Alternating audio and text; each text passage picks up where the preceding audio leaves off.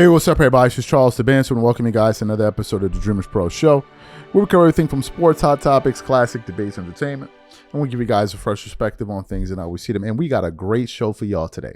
A fantastic show. I can't wait to get into it, but before we get into it, please make sure you like the video and subscribe to the channel here. So, folks, we got some good news. We got some great news. We got some fantastic news for y'all. We're going to kind of break this down. There's another bit of news that came out a little bit later in the day that I want to touch on. I'm going to talk about it momentarily here, but I want to talk about this news here in this particular video because it actually came out first, right? It came out first. So let's get into it. As you guys know, we're about to enter a new season once again. Media day is on Monday. Training camp is on Monday. By the way, quickly before we get into the meat and potatoes of today's show, few things I want to touch on. Zion Williamson, weight loss. I don't care. I don't care. Like, I don't care. I don't think anybody cares. I heard some of the comments that Jeff Teague had to say. I never agree with Jeff Teague on most things, but I agree with him here. Bro, nobody cares, man. That's the first thing. The second thing I just quickly want to touch, because some people sent this news to me, that Anthony Edwards is going to be, or has been, looking at some footage of Michael Jordan and Kobe Bryant. That's great. I'm happy for you, bro. I'll believe it when I see it. I'll believe it when I see it, and I'm just beyond just walk the walk, man. Spare me with the talk. Just walk the walk, spare me with the talk. I'll believe it when I see it. Like, I don't care.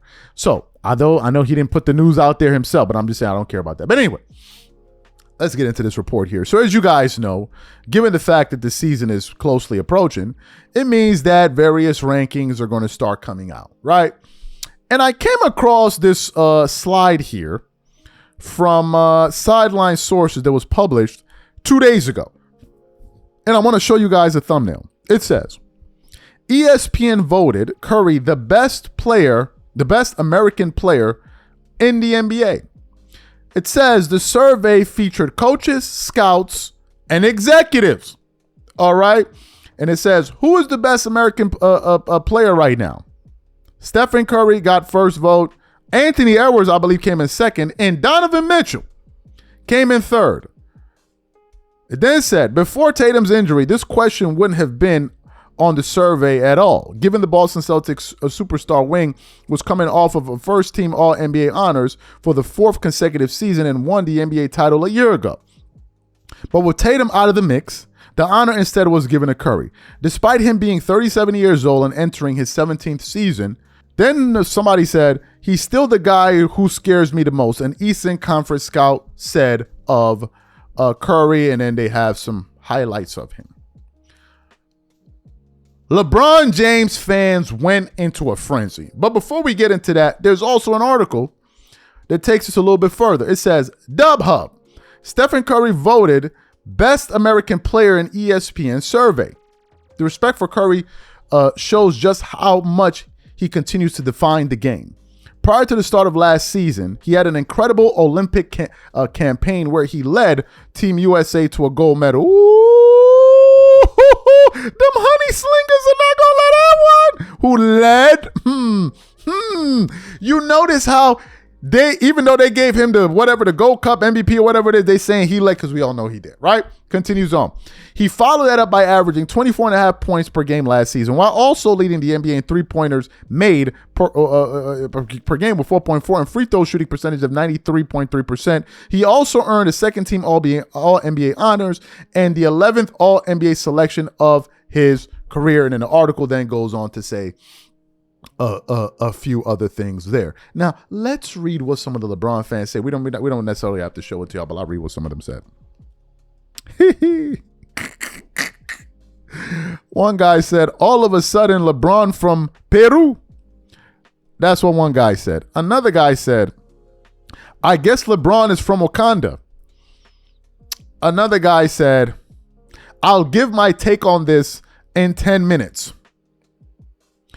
Another guy said, they put up like an emoji of Jalen Brunson holding his head. And then some other people weighed in. People were crying all over the place. People were saying, why wasn't LeBron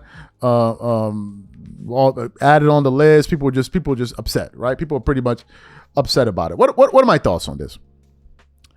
First of all, if we just think of the best players, we got Tatum, we got LeBron, we got Donovan Mitchell, we got Anthony Edwards, we got Stephen Curry, we got a few other guys out there that I can't think of right now, Jaylen Brown and Anthony Davis and all of them. Curry is an extremely scary player. I just believe that not only are they saying he's the best American player at the time, I think that they're also saying that he's better than LeBron James. That's what they're saying. Is Stephen Curry right now better than LeBron James? I would have to say yes. I would have to say yes. Right? Stephen Curry can still burn teams in a way that few can in the NBA. He's still, when he's hot, the most dangerous player in the NBA. When Stephen Curry's on a roll, he is the most dangerous player in basketball. I can't think of anybody that when they're hot, that is more problematic for defenses. I mean, because the difference with Curry is that other guys can beat you. But what Curry does is he demoralizes you. It's a totally different thing. If Nikola Jokic has a hot hand and you throw him the ball and maybe he, gets a hook shot or a layup, whatever, he makes a shot. Wow, you're amazed. Curry will just be demoralizing guys by hitting shots. And you're like, okay, how is he doing this? And when the coaches on the other team are looking at like, okay, we can't guard this anymore. So no one, I believe, in the NBA, unless I'm missing someone, can demoralize defenses the way Curry can. And according to what that executive said, I would agree. When Stephen Curry's on a roll, and Curry's one of these guys that he could be cold in the first half, and then if he gets hot, good luck. I mean, good luck. Good effing luck stopping this guy. In terms of the best player, American player, I mean, the guy that comes to mind right now is Anthony Edwards. But the problem with Anthony Edwards, and he's a two-way player, is that he's a little bit too one-dimensional. Like, he just shoots a lot of threes and like he doesn't even rarely go to the basket. Yes, as I mentioned, they said he's planning on expanding his game this summer, but I believe if Ant-Man was a more dynamic scorer and he really could unlock his full potential, then I think you can make an argument for him. But Stephen Curry's the real deal. Stephen Curry is the real deal. So the larger question is simply this. Who do you think is the best American player right now? Who do y'all think that is? And by the way, before we close, I said I was going to bring it up. We want to put up another post quickly that ESPN posted. And this post here says, the NBA ranked top 10 is here. And they have the top 5 players in the world right now. Okay, folks, they have Victor Wembanyama number 5. Giannis Antetokounmpo number 4. Luka Doncic at number 3. SGA at number 2. Nikola Jokic at number 1. Bro, they got Wemby ahead of Ant-Man, Curry, LeBron, KD, and Brunson. And I gotta agree. I would have to agree. Now, some people are a little salty at the fact that Wemby, what has Wemby done and all of that stuff, bro? None of that don't matter because Son is nicer than most of those dudes. But the larger point that I want to make is this. We're supposed to be having a USA versus World All-Star Weekend. There is no team, there is no 5 players that we can put out there that's going to beat these guys. We're cooked. We're cooked. We are super cooked. What starting 5 are we going to put out there? And now we play positionless basketball. Don't let Gilbert Arenas try to trick you. Because Gil knows, and I sent it to them earlier today. I was making fun of him.